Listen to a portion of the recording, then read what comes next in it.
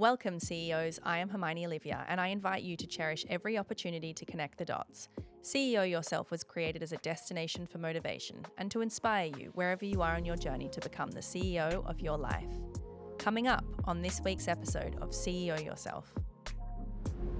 I want to squash any ideal of what a body should look like in sport and in fitness and in well-being, because that space is only growing, it's only becoming like a bigger part of our life, but it still really is so homogenized. It only looks one way. It only looks like a beautiful thin white woman is the stereotype of what is well. We do remove ourselves physically from a lot of interaction, and actually we really need the human interaction. And I think that's why we're seeing this like rise in run clubs and all these other like societies, because we've sort of lost the community element of our lives. And it sounds so cliched, but like kindness genuinely costs nothing. And I would always just rather tackle a situation with kindness than with judgment or irritation or anger or aggression or whatever that might be, because your outcome, I guarantee your outcome will be better if you tackle it with kindness. Billie Bhatia is a journalist, co-host of the podcast Spill, and founder of the new wellness community Club Squash.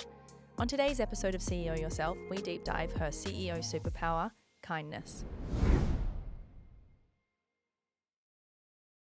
Billie, welcome to CEO Yourself. Thank you so much for having me. I'm so happy to be here in the chicest studio I've ever seen.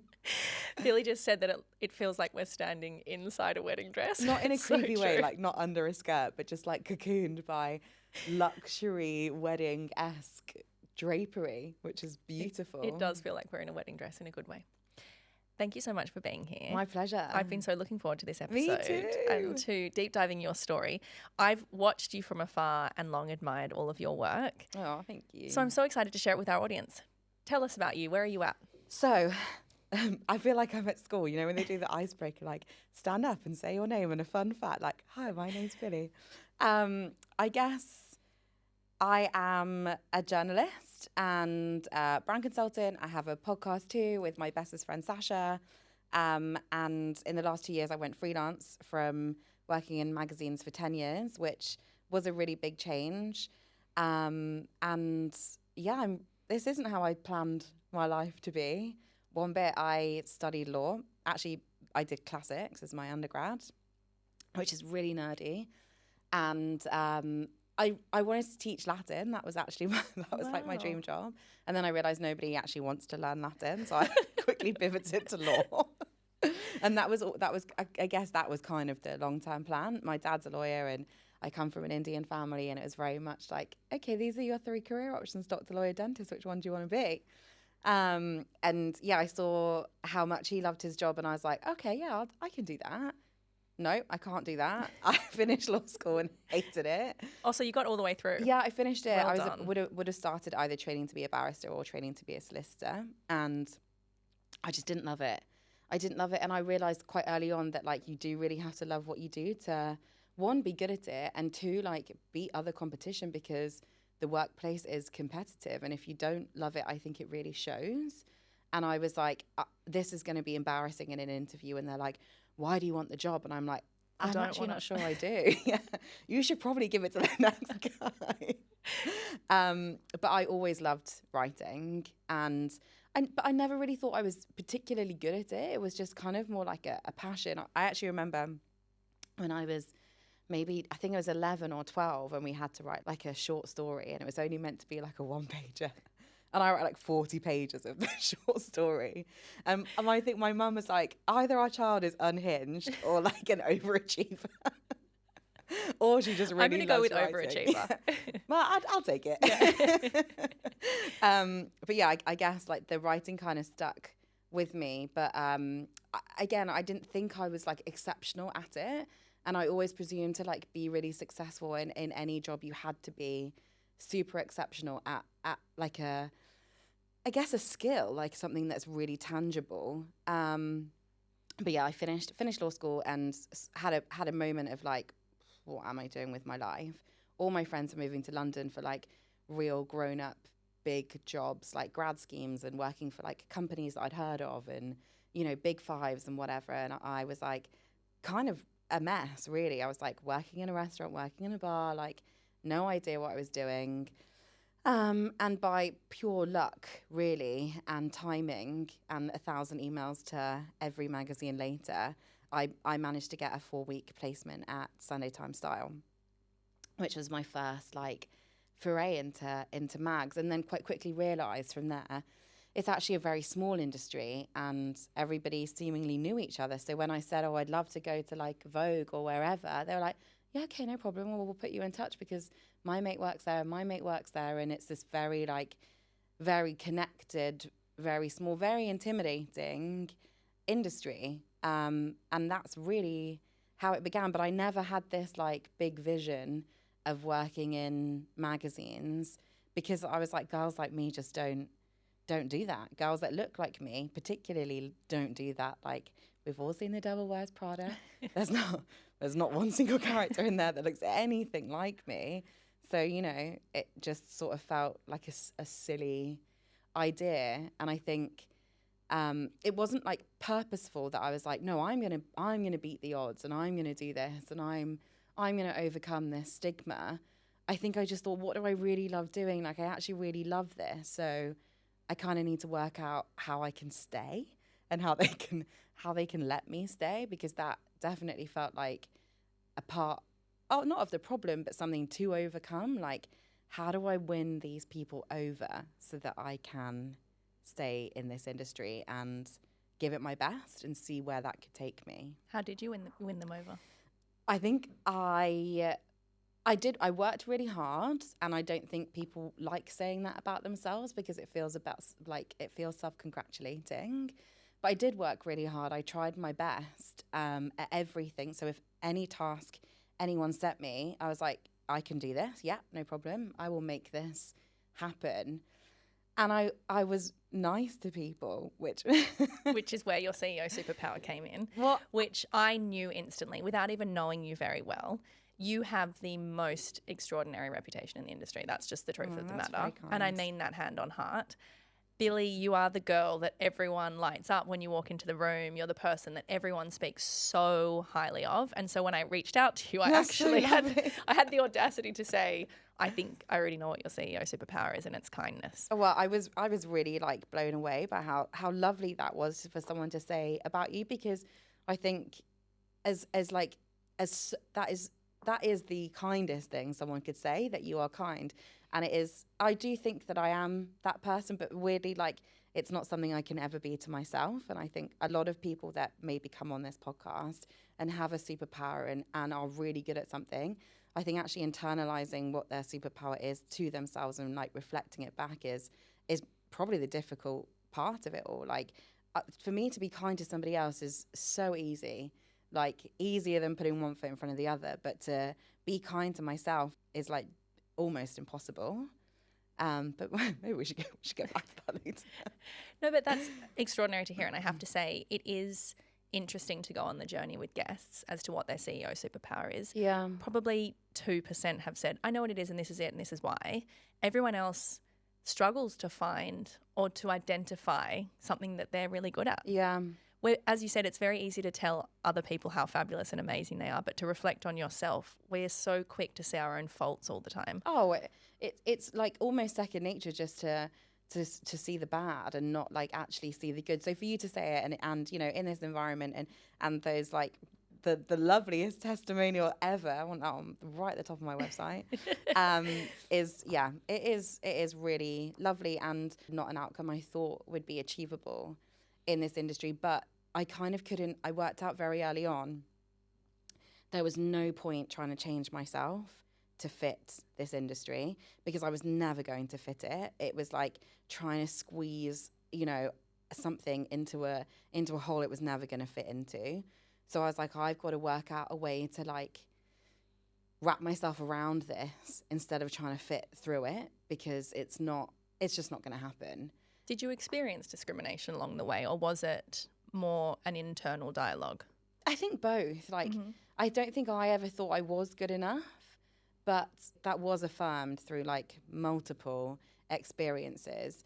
And where like this is, I think, where I'm most grateful to my parents, is that I was never treated any differently by them in comparison to my brother and my sister, and friends never treated me any differently to anybody else. So I not developed a thick skin, but I was able to kind of like sometimes block out that noise, where when I was like discriminated against, I kind of was like, okay, as opposed to like really taking it, like absorbing that. Could you see that it was that person's problem, not yours? Maybe, yeah, or not even that person's problem, just more like a bigger institutional problem. And I was like, I don't blame them for that behavior. It's, yeah, there was shitty behavior. Can I swear? Yeah, it's fine. Yeah. But it's almost, I'd almost come to expect it and not like hold on to it too much. So when I was working in one of the first magazines I worked at, I was the only person of colour. I was the only plus size person. And I was so aware of that, but I almost had to like block that awareness out because I was so focused on doing the job. I was like, ignore all of that, Billie, just get this done better than anybody else can do this job. And then they'll see that you're worth being here. So do you think that that's what propelled you to work that hard, or do you think that you just naturally have that innate? No, I think it's that.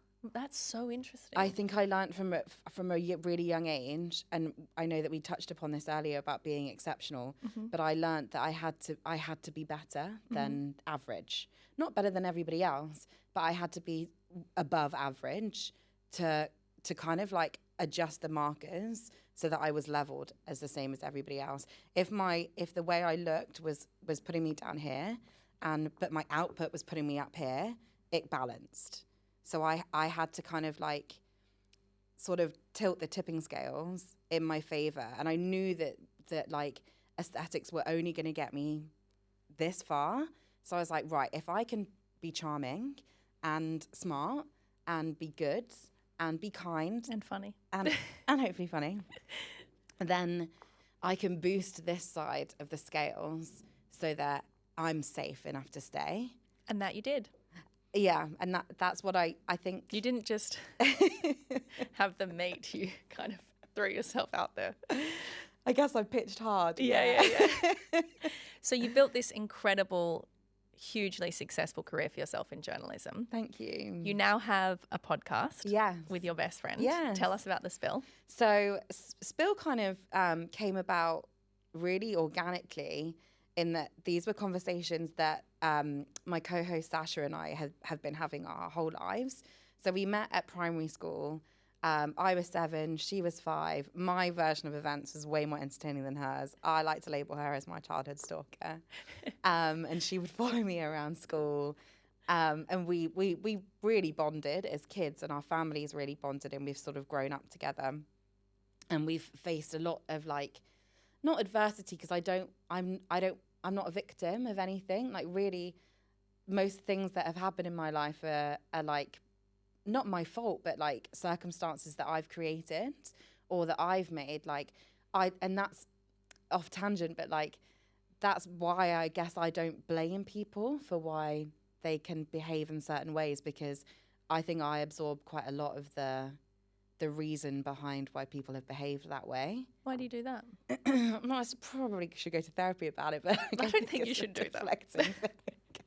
I think we need to put an armor on it and then propel it back. Yeah, that is absolutely like the correct it's not your mindfulness to come about that. But yeah, we talked a lot about body image and weight and relationships and family and careers, and we would have these conversations honestly daily, because we had created this like incredibly safe space between each other where, and I don't know if you have siblings, but this is the way that I've always been with siblings. Like, I can be the nastiest person to my sibling, and I feel awful about it, but I know deep down it's fine because they will always love me. And so we can, within that environment of each other, we had this very safe space to be our most vulnerable and to be like our most hideous versions of each other, and have those conversations that actually were so much better to speak out loud than they were just to internalize. And when we'd had them, we were like, wouldn't this have been nice to have heard like 10 years ago or like yesterday? Instead of beating myself up, I could have just said out loud like how I was feeling, and someone else just be like, that's okay that you feel that way.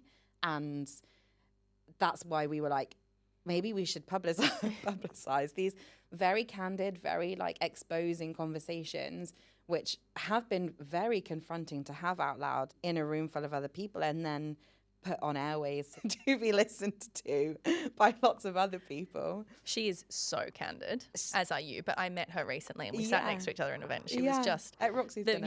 The most extraordinary woman who just I felt instantly like I'd known her for a lifetime too. So the two of you, it's just a match made in heaven. Oh, thank you. And I think that's where our missions are aligned. My purpose, obviously, in a different context, is around career, but with CEO Yourself, it's sharing the insights. And what I'm so amazed by is that women like you come on and are so willing to give and share so generously, because I didn't have anywhere to look to when I was in my career. And, you know, when you're a junior, you don't get given the resources really by don't. that company or by peers.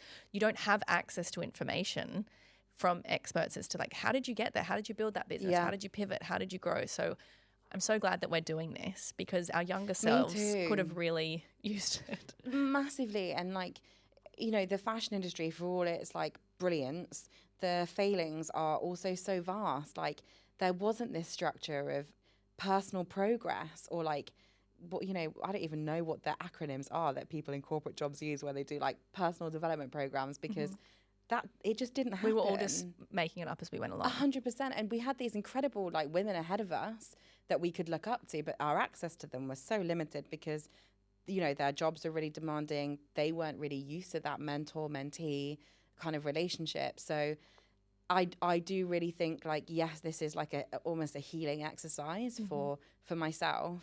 But if I can like help one other person feel less shit about themselves, then that's a gift that I would want to give somebody else, because it's crippling when you're sat there thinking you're not worth something, or your life isn't going in the direction that it should be, quote unquote should be, or you haven't got all these like ducks in a row, or you don't even know where your fucking ducks are. Like, one of them is, they haven't even hatched yet. Yeah, exactly.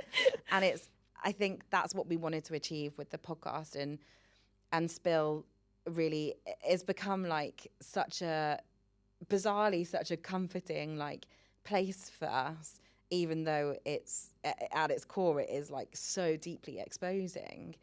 But that is what people want. And I think where like social media has put this very perfect film over everybody's lives, like, you know, people could look at your life and people could look at my life and be like, what's there to fucking complain about? Like, you know, they've got a loving family and they've got a successful career and they've got this, that, and the other.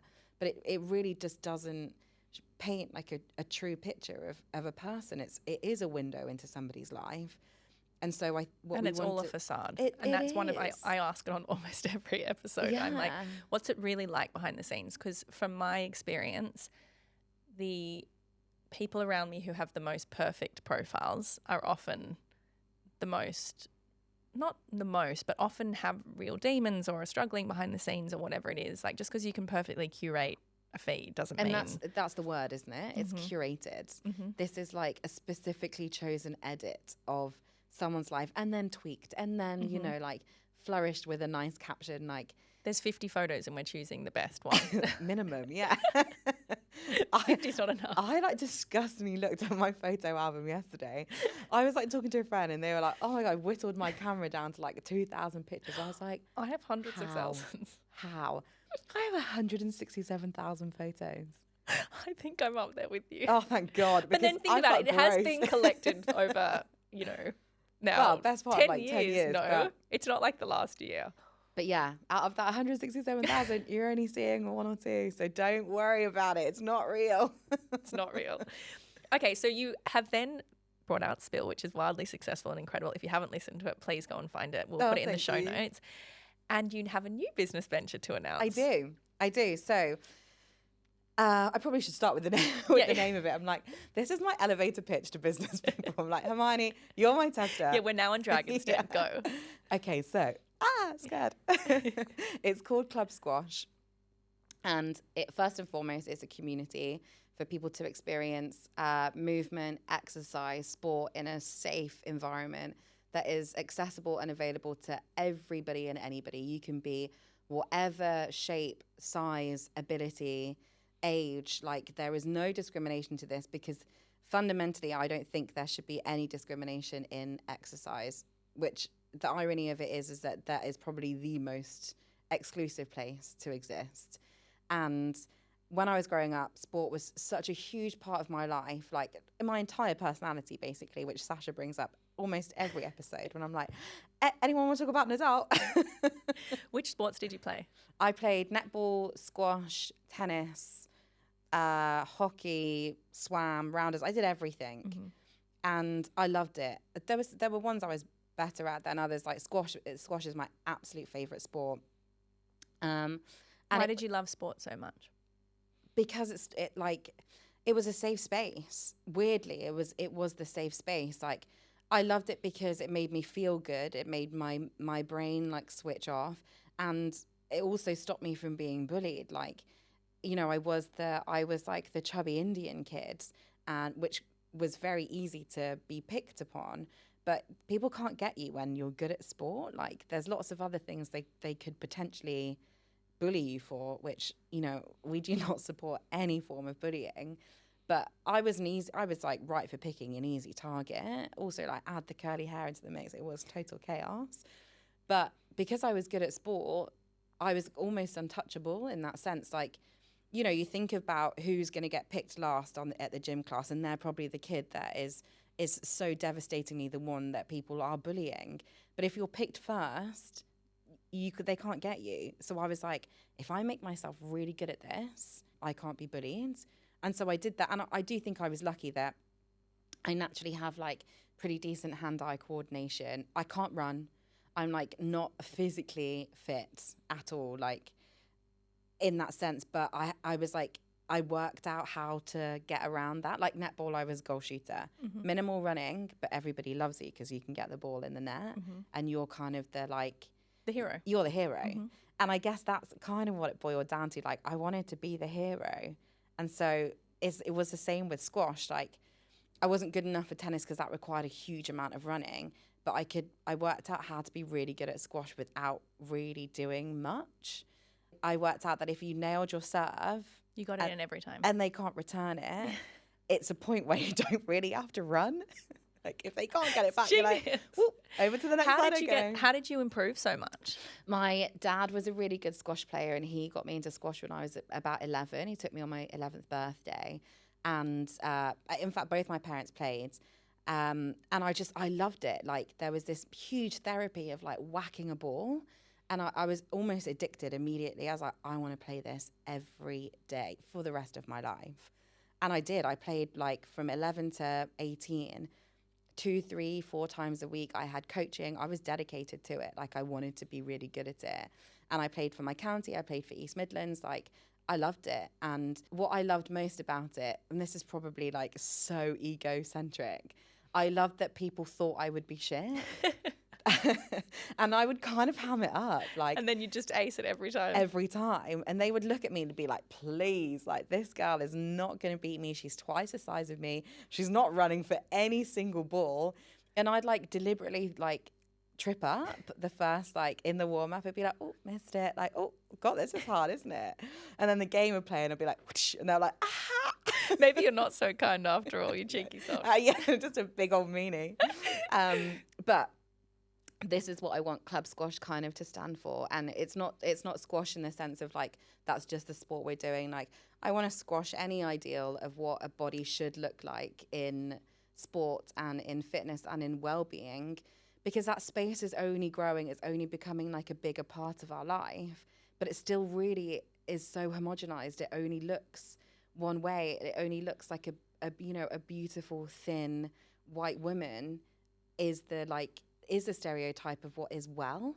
But actually what I've learned is being well is like how it makes you feel, not how you look. Like, I've, been trying to take on fitness challenges this year, and the difference that it's made physically is incremental, really. Like, yes, there's parts of my body that's changed. There's more that I'm able to physically do.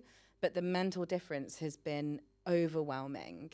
Like that 2 hours in the day where I just can shut the noise off in my brain, swinging a little Harry Potter audiobook because I'm still a child. So is that the walking? It's walking. And it's 2 hours a day? Because you're walking kind of a half marathon almost, aren't you? I mean, it's like 10 to 20 Ks, no? It is 10K is what is the challenge that I just did. 10 Ks every day. 10K every day. Which in my head, I was like, that's not that far. Like, by the time... really far. Yeah, no, it's actually so far. That's hours. It's 2 hours. It's 6 miles. Do you do it all at once, or do you like... all at once? You do it all at once? Yeah.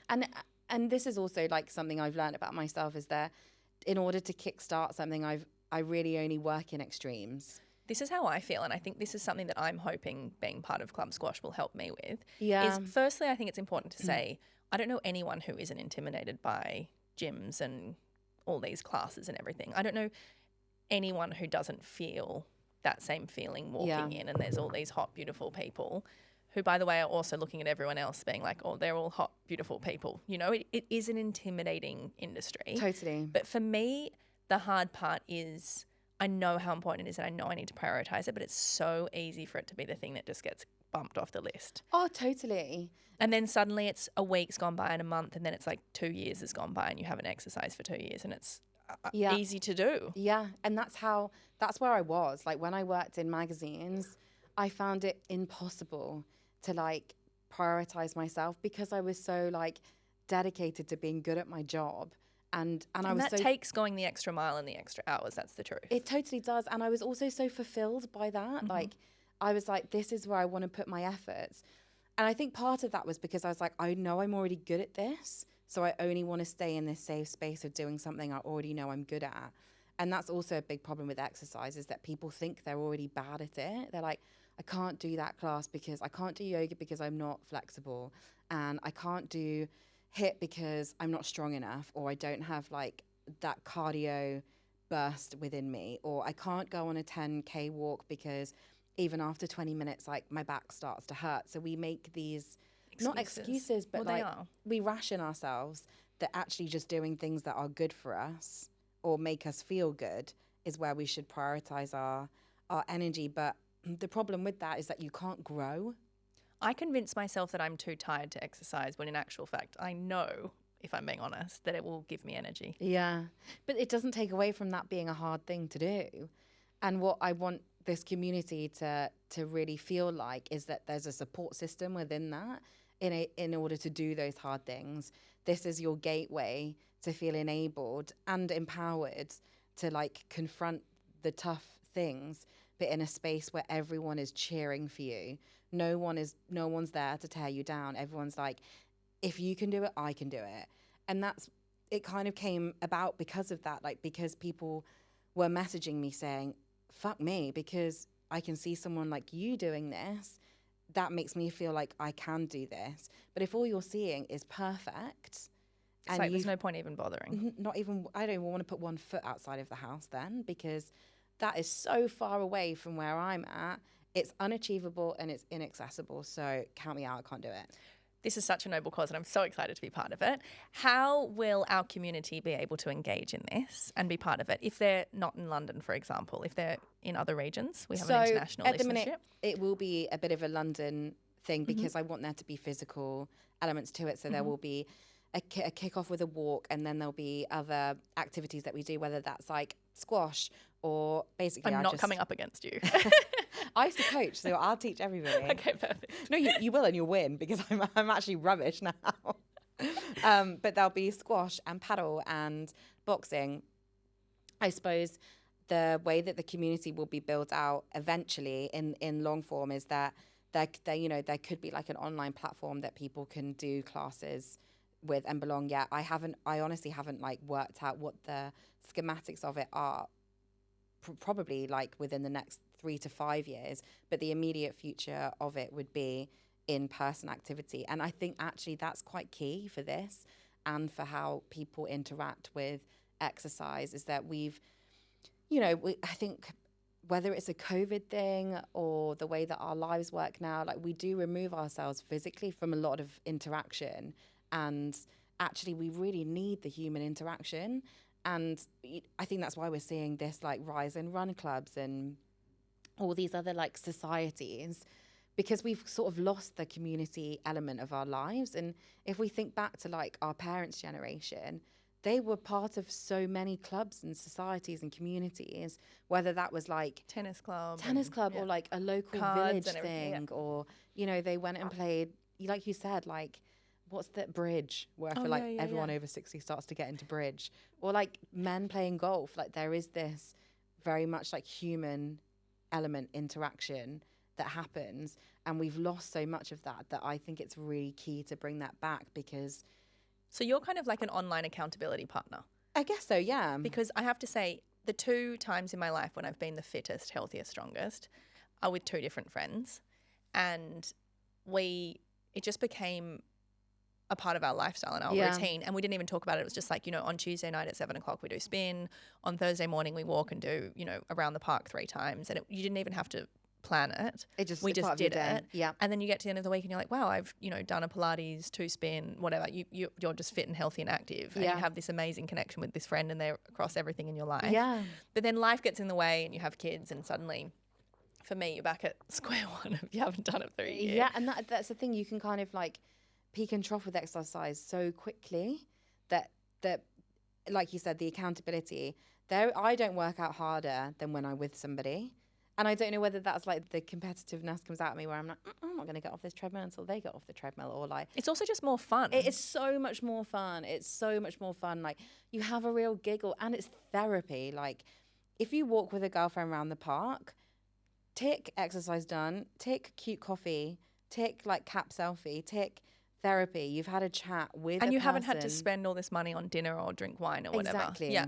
Okay, so how do we get involved? How will it launch? What will it look like? There will be, I'm going to keep it super simple. I'm going to have like a sign up page. This hopefully would have all happened by the time this episode comes out. It will have. Sign up, and the first event will be a walk in Richmond. Amazing. You I'll can be stay there for 10 minutes. Yay. You can stay for 10 minutes. You can stay for an hour. You can stay for however long suits your body and suits your diary. But the idea of it is like you connect with other people there. You work out whether you live closely, and like, actually, do you want to do this again? Do you want to like go for a walk together, or do you want to try something together? We build up this community of people, and then eventually what I would love it to do is to like take over those intimidating spaces. So you'd have a membership to Club Squash, and Club Squash would give you access to stuff. So you can have a Club Squash class at Barry's or at BXR or at these like terribly scary gyms. If you're watching gyms, make it more friendly.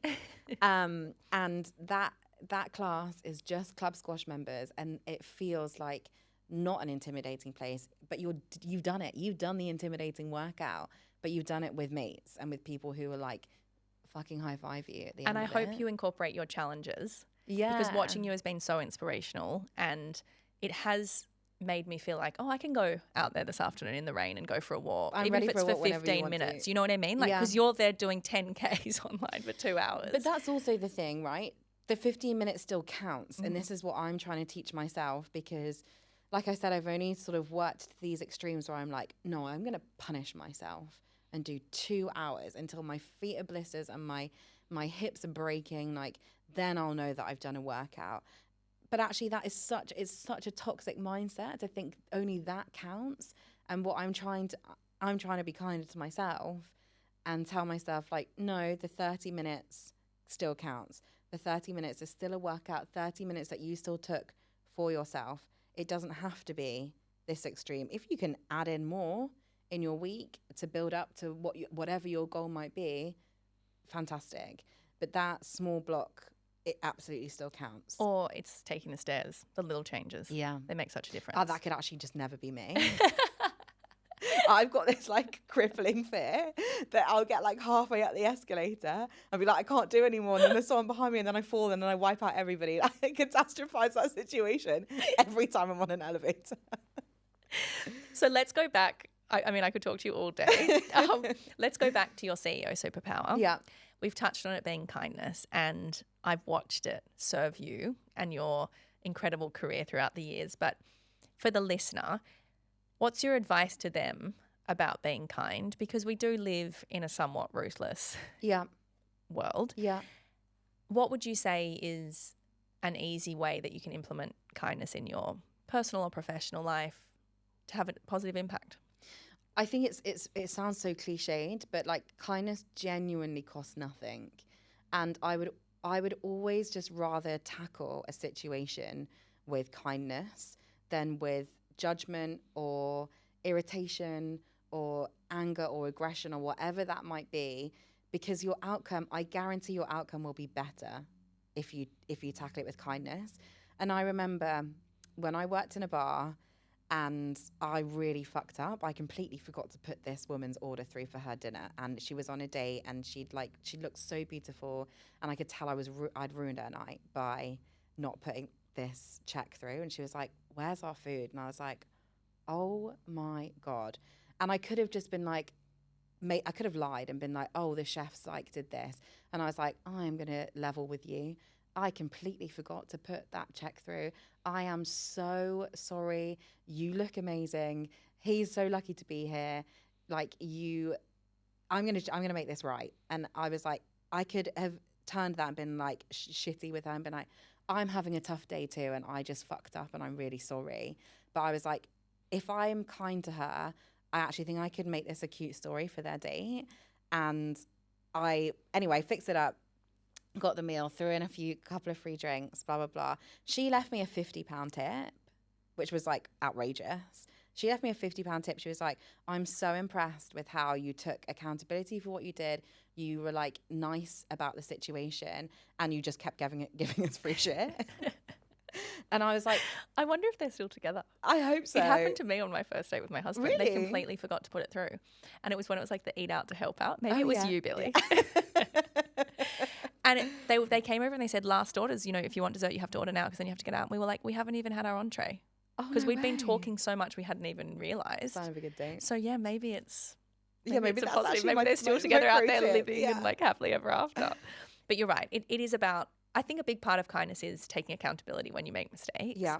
But also going heart first always and thinking first. And I think in this day and age, if you're building a business or anything, if you're in a career, you always have to think about what you can give first rather than what you can take. Community first, customer first. Totally. Client first. Put yourself, I think, at wherever you can add value or do and be better, which is obviously the moral that you've lived by. It will take you places, even if in the moment it feels like it's not taking you anywhere. 100%. And I also think I've valued when people have treated me kindly so much, because that might not have been their default setting, but they chose to do that. They chose to like treat me with kindness, and it meant so much to me. And I still hold on to so many of those interactions as like, okay, this has really shaped me as a person, that if I could behave in that way to other people, then that would have a positive impact on them. And, we come from a similar generation where it's like we're told that women have to be like ball busters and like, just get shit done and like, be these sort of like aggressive figures to be successful. But I just call bullshit on the whole thing, because I don't think it's essential. I don't think you should be walked over either, and that kindness taken for granted, which I definitely have felt I've allowed that to happen. And I hold myself accountable to that, because I'm like, I think you hold yourself accountable for too much, mate. Oh, I think you're right. How do you then go from being, you get that job, right? You got your foot in the door. You are working so hard to prove yourself more than you even need to. You're being so kind. But then when it comes to the point of, okay, I've worked really hard and I've proven myself, I deserve that promotion or I deserve that pay rise. How do you then marry the overachieving kind Billy with the deserving Billy? Yeah. I think I went in with like cold hard facts on that. And I was like, so I'm still being called a fashion assistant. Here is the cover story I just wrote. Here are the 3 celebrity interviews I've done in the last 4 weeks. This is like all of the admin I've done behind the scenes that has made your life better. Proof's in the pudding, baby. I'm like, pay me more. And that's how I've approached it. And I think the kindest thing I did for myself was to leave a job when I didn't feel valued. Me too. Let's go. Yeah, it's really hard to do though. It is so difficult. Mm-hmm. It is so difficult because you become attached to a brand or a person, and you think that is who you are. Where it's like, I'm Billy from X, and that's actually my value, That's is what in the happened to me. X and not in the Billie. Uh-huh. And it got to a point where I was like, I don't actually feel very valued. And I feel like I kind of feel mentally and physically unwell because the strain of X is now taking over all of me. And I need to leave this. And that is a terrifying thing to do. But if I don't do it, I'm scared of what the outcome could be, which is worse than leaving. That's the point I got to as well. And for those listening that are in this situation, once you find the ability to sever the ties, you do not look back for a second. And you wonder why it took you so long to agonize over the decision. Yeah. And if people are making you promises but not coming through with them, leave.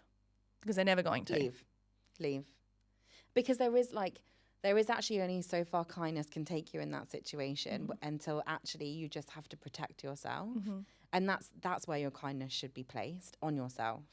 And as much as I struggle with that, and that's my own personal demon to overcome, I am really proud of myself in that moment of like putting me first and saying, you know what, actually, this is I can only take Billie this far with you, and then I need to cut her off because she's looking like damaged goods right now, and I need to build her back up. And if you've worked really hard along the way and you've given 150%, which we both did, you walk away with your head held high no matter what the reaction is, and you walk away from chapters knowing, certainly I feel this way, of I have given so much that I have nothing left to give. So I can look back, no matter how it worked out or what the highs and lows were, I can look back and say, wow, I gave such an incredible piece of myself to that chapter. And now I'm excited to give to this fresh chapter, which is why I think makes it really easy to leave and never look back and not have regrets. I agree, totally. Yeah, what you said is exactly how I felt.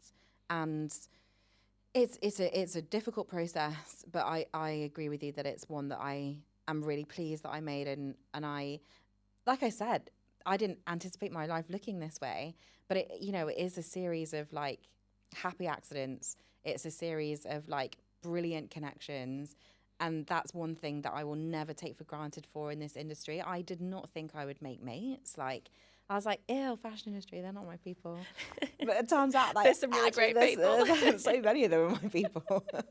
And I feel so incredibly lucky because those are the people that treated me with the most amount of kindness. And it's almost like it's a currency. You can only give what you've received. And I was fortunate enough to have received a lot of love and a lot of kindness in this industry that served me so well that it sort of like dismissed any unkindness that I had also received, but allowed me to pay it forward and to pass it on and to be like, you know what? There are some absolute rotten apples in here, but there's so many good ones. Like, the good outweighs the bad.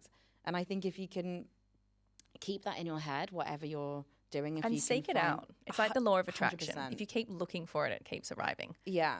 You are such an inspiration, Billie, and I'm so excited to share this episode. It was even better than I could have imagined. I loved it. What is your legacy piece of advice? Oh, I mean, it's difficult, but I suppose in keeping with the theme of this episode, I think it is to be kind to yourself, to those people around you, to your space, to your mental health, to your physical well-being. Like, it's a very difficult thing to learn, and as someone who's still undergoing that learning and trying to improve on it daily, it's not a task I take lightly either, and I don't think anybody else should. I think being kind should be something to focus on and something to improve on daily, and it isn't something to really ever take for granted. Such sage wisdom. Thank you. My pleasure. Now, where can we find you, multifaceted superwoman? You can find me on Instagram at Billie_Bhatia. You can find Spill on YouTube and also on Instagram at spill.pods. Yeah, I think that's And Club Squash? And Club Squash. And Club Squash. I haven't actually worked out. I mean, this is really exposing myself here. But I actually maybe shouldn't say this on the podcast. No, we won't say this. It's going to be on Instagram. It will be on Instagram. And you have not done your handle yet? No, because I don't know if you know this, but I made these really stupid accounts in lockdown. And one of them got like 150,000 followers. Oh, just roll it over. Yeah. Yeah, perfect. That's the plan. So, but you don't have the handle. You haven't decided on the handle yet. No. Okay, so maybe just say you'll be able to find Club Squash On Instagram. through my page, profile on yeah. Instagram. And you'll be able to find Club Squash through my profile on Instagram too. Thank you so And come much. and join our events. Yeah, I'm going to be there. Come and join us both, walking and playing Definitely. squash. I'm going to wear my CEO cap. Yeah. Thank you so much for being here. Thank You're you a for wonderful having woman. me. Thank you. It would mean the world to me if you would share today's episode with someone you feel would enjoy it. And don't forget to hit subscribe, like, and leave a comment.